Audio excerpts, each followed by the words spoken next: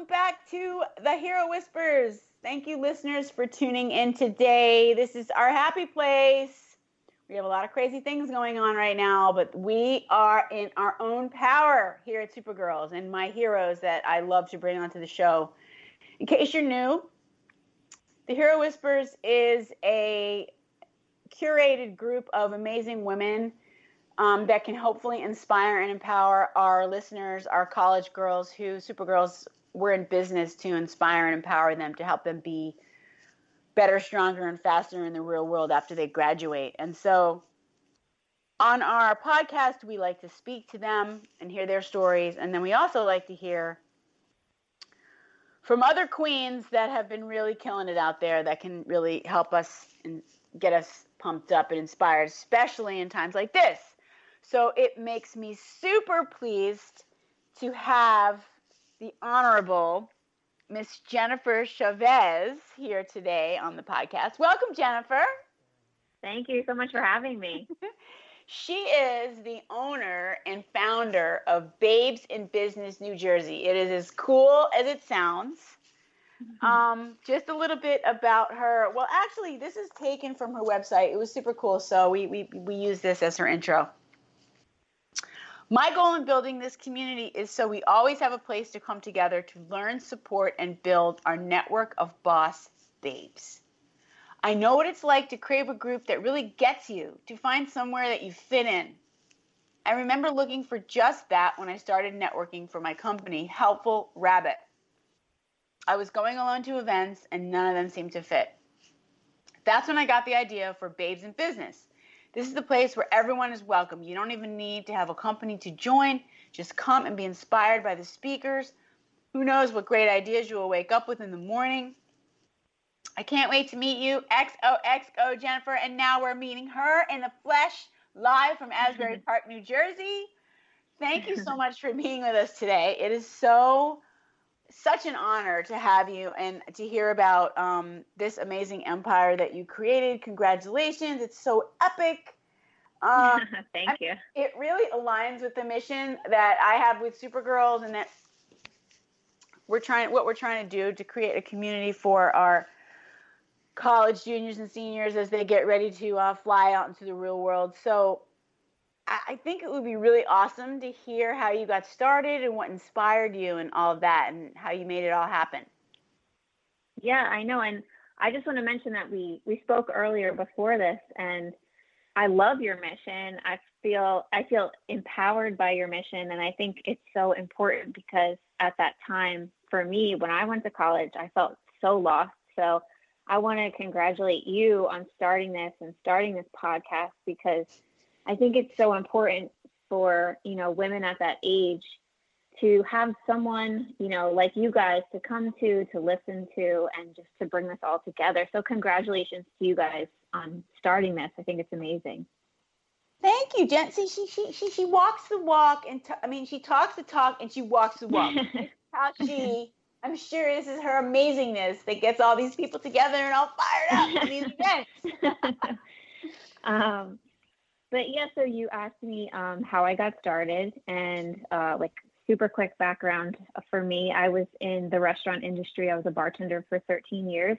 And, while I was doing that, I graduated college, but I didn't know what I wanted to do. I didn't have a group like yours to go to get really inspired. And then after I got into the service industry, I was making a lot of money, and I just kind of got stuck. I got stuck because of the money I was making, and I just wasn't inspired by anything until I just kind of inspired myself. I started taking classes. I decided what I wanted to do. For me, I just kind of fell in love with graphic design and web design. And I just slowly started taking classes. And then as I was doing that, I just realized when I started my company, there was nowhere for me to go. There was no tribe. There was no sense of community. I would go all the way to Philly just to go to these tech meetups. And I just wasn't finding that sense of community that I was craving, and I wanted it so bad. And one day I just decided that I was going to have a meetup of my own. I got together with a few of my friends at the time who wanted to help me.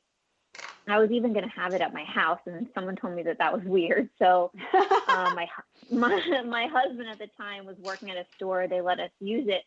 And we thought, I thought maybe 10 people, 15 people would come, and 65 women showed up. It Oh was my pouring God. rain that night. Yeah, it just, right from the beginning, I knew that we had something when that many people showed up. And ever since then, it's just completely taken off. And I really think that it's because of the sense of community and the tribe that people are craving, that they want, and now that we've built this, everyone uses each other's companies. And it's just, we've all grown together at the same time. And it's been amazing to watch. Everyone who started with me from the beginning, we kind of all grew together. And everyone that comes in, they can feel that sense of community and they just want to stay.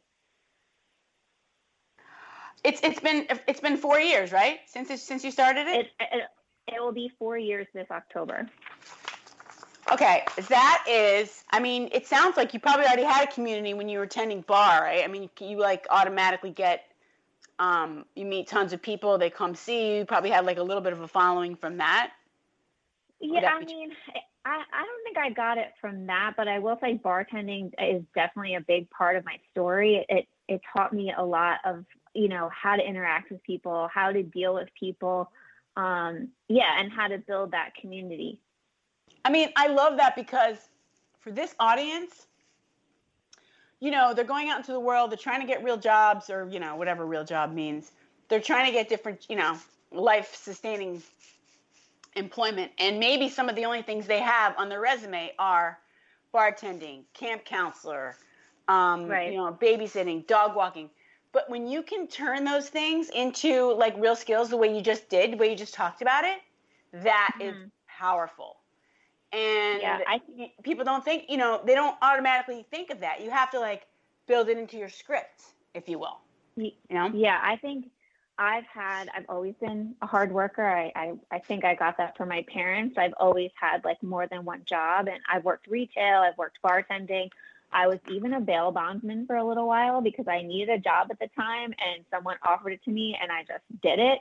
And every single job that I've had, I have put into my story, and it has become a part of why I am the person I am today and why I built the community and the companies that I have right now. Like a part of Babes in Business is we donate $1 of every in-person event that we have to the Boys and Girls Club of Asbury Park. So, and that's because I was a bail bondsman in Asbury Park and I got to see firsthand those families. So every single job I think that you have along your path plays a part in what you're going to end up doing.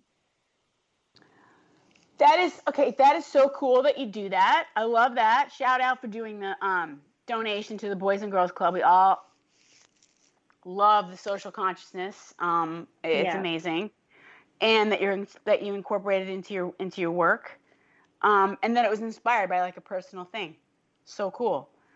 But when you started this, did you have a specific target in mind of people that you wanted to attract, or a business plan? Like, how did you get started with the whole thing to make it, and like, how has that changed from then to now? You mean like the people that I wanted to come to the meetup? Yeah, like your target market, or do you kind of think of it that way, or? I like that you use that word because I use that a lot in my business for social media and websites. But for Babes in Business, I would say my target market is everyone. I always wanted this to be a place where everyone could come, every age, every ethnicity, and every job type, meaning I don't care if you don't have a company, you don't have a business card, and it is just an idea. I want you to come and I want you to leave feeling empowered. So I've made it for everyone. Well, that says something right there, the way you talk about it. And you're open, and you're just an open person because you were open when you're in your jobs and like what kind of things you would be willing to do, and now you're open about this, and that just really is very telling about the kind of amazing human that you are. But it's targeted to women, babes. Is that right? It is, yeah. It's targeted to women. We do let like if men want to come like and buy tickets, we do say like guys are babes too, but I would say that it's 99% women that come to the meetup. But sometimes the husbands come and they want to hear their wives or their girlfriends or their friends speak. So But it is only for women. In the beginning, we had some guys who wanted to have vendor tables, and I thought about it, but I built it for us. It's a place for us, so it's just for the girls. I love that. I mean, I have the same situation with Supergirls, and people are like, Right. well, it's not inclusive. I'm like, listen, it's not that it's not inclusive. It's targeted. Okay. It's a Right. niche business. And so that's Right. okay because there's businesses that aren't for women. Yeah. I mean, it's just the way it is. And I think it's very powerful, especially today's day. We need this. Women need this. We need to get up to the same speed. So we need to lean on each other. Yeah, I'll let them buy a ticket and come to the event and buy products from all the women if they want. Yeah, we'll take your money. Your money is just as good as the other money on the table. We'll take it. Yeah. Yeah. So I guess what I want to understand is how the business has changed over the past few years.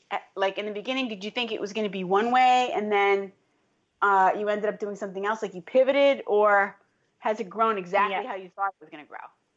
No, I would say definitely.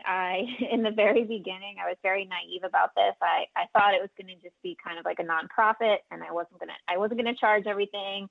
I was going to donate everything to charity. And then I quickly realized that this was taking up a lot of time. There was a lot of people that wanted to come to this, and I had to pay myself. So that's where I pivoted the first time. And then I would say I've kind of been pivoting throughout, where I realized that I could sell things online as well, meaning I could sell an online membership. And it's kind of changed throughout. We sell merch, and we're pivoting again right now with the situation that's going on right now, where all of our events are now turning virtual.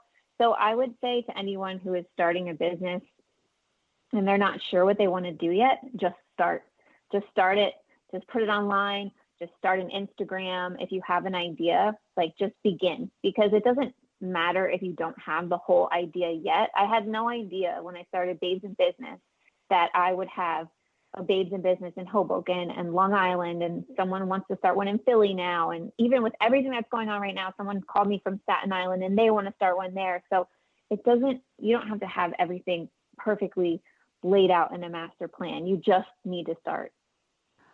I didn't know that you had talked about other locations, but it's so cool that you're in Hoboken. I lived in Hoboken for many years. And Philly. So how does that work? Are they franchised, or how are you working that out? It's similar to that. It's not a franchise. It's a partnership. So they're partners, and they get a percentage of the profits. Good for you, girl. You go, girl. I am so inspired and stoked up by this idea. It's like spreading like wildfire. It's spreading like the virus. No, I'm only kidding. I just think that community is so important, and it's like I said, it's just something that everyone wants to feel. So if that's something that you're able to build and help people, come together and do, and it's like they're forming this family and they're all helping each other, then that is what's growing like wildfire. Well, the good news is that you figured out how to monetize it, and then I think it sounds to me like, this is a professor in me speaking, but you've listened to your customers and you kind of follow the curve, which is really important in business, to be able to, because they're the ones telling you what to do, and you're kind of going along with that, and that's working for you, right? Because if you don't have a customer, then you don't have a business. So it sounds like you're just it's a natural growth. So cool. So you're all up and down the East Coast. Wow. Yeah. So let me ask you this. So the other business that you have, the Helpful Rabbit, where you're doing design and a website development, is that so you're doing both of those right now, or is that one is the Babes in Business kind of trumping